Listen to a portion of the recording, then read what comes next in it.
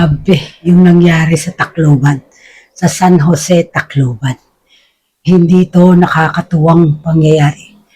Mga kaibigan, wag po natin kalimutan na mag-subscribe, mag-follow, like, and comment sa page po ito. Grabe yung nangyari sa Tacloban, sa San Jose, Tacloban. Hindi to nakakatuwang pangyayari. Na talaga namang shocking.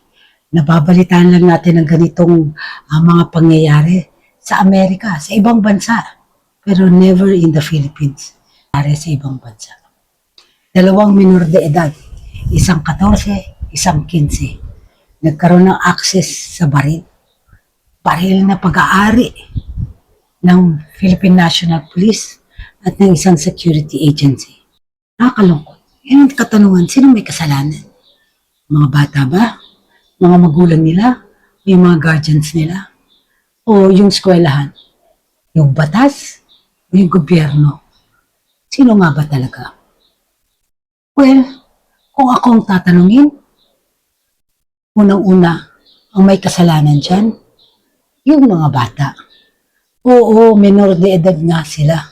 Pero nalalaman na nila sa kanilang edad, 14 at 15, alam na nila na mali ang pumatay, na mali ang bumaril ng kung sino-sino lamang na pagbabaril.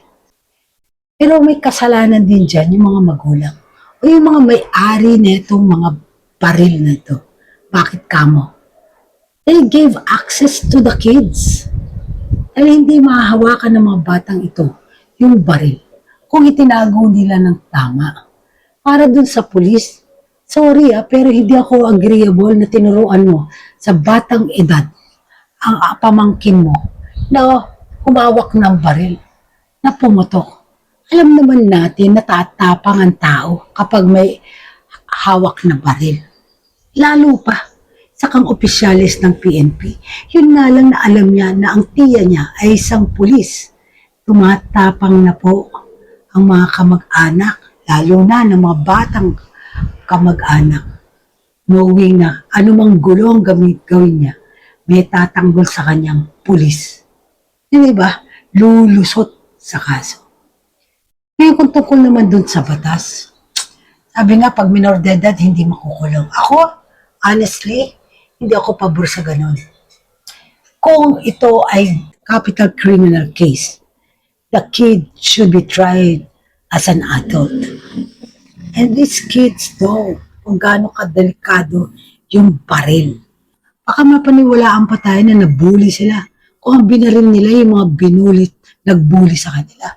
Ang kaso, hindi. They just went out on a rampage, firing guns on whoever. Improve the juvenile justice law. Diba? Hindi yung porke minor de edad, hindi na sila makukulong. O capital punishment, ang kasalanang nagawa, they should be tried as an adult. The parents, the guardians, should also be liable. Para talagang ang mga magulang ay tutukan ng tama ang kanilang mga anak, na maturuan nila ng tama, maiwasan ang mga ganitong klaseng pangyayari. Pangatlo, dapat tanggalan na muna ng access ang mga kabataan, ang mga minor de edad sa internet. Make it a subject, diba? Make it part of the curriculum.